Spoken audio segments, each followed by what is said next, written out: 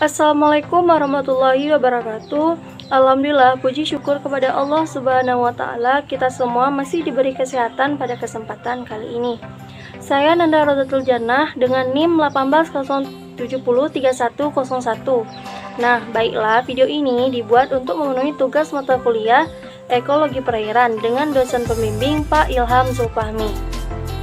Baiklah, saya akan mereview sebuah jurnal yang berjudul menguji konsep river continue dengan model aliran geostatik. Distribusi dan keragaman organisme air di jaringan sungai sebagian besar dipengaruhi oleh arah ilir aliran air dan oleh perubahan fisik yang terjadi di sepanjang gradiens longitudinal. Konsep ini merupakan inti dari struktur komunitas invertebrata dan pembagian sumber daya bergeser secara bertahap di sepanjang gradiens longitudinal.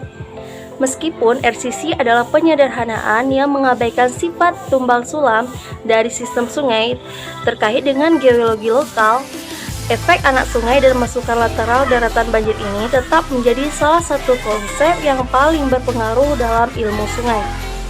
Salah satu kekuatan kunci dari RCC adalah bahwa ia mengajukan hipotesis yang dapat diuji mengenai perubahan metabolisme aliran basis tropik utama produksi sumber karbon, dan penyesuaian selanjutnya dari komunitas konsumen kelompok makanan fungsional. River Continue Concept atau RCC memberikan salah satu kerangka pemersatu pertama dalam teori ekosistem fluvial. Sementara prediksi RCC diadakan di banyak tes empirisi, menunjukkan bagaimana model spasial eksplisit yang dikembangkan baru-baru ini untuk jaringan sungai dapat digunakan untuk menguji prediksi RCC sambil mempertimbangkan sumber heterogenitas lintas skala. Menggunakan data makro invertebrata dari 195 lokasi pemantauan dari 1 hingga 4 aliran pesanan yang tersebar di seluruh jaringan Sungai Adige, Italia.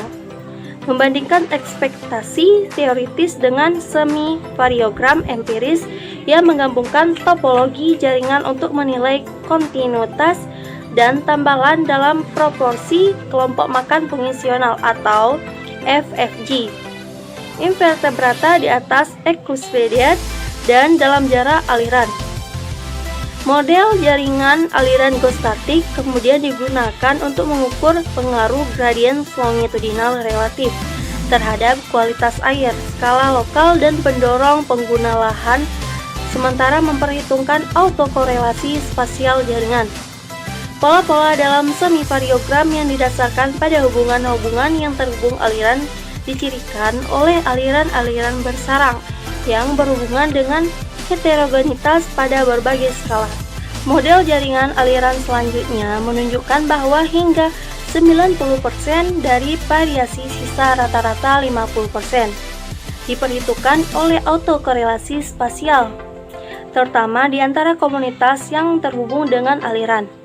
Perhitungan untuk autokorelasi seperti itu tidak hanya meningkatkan kinerja relatif terhadap pendekatan non-spasial, tetapi juga menunjukkan bahwa sebagian besar komunitas yang terhubung dengan aliran secara spasial berkorelasi sampai batas tertentu.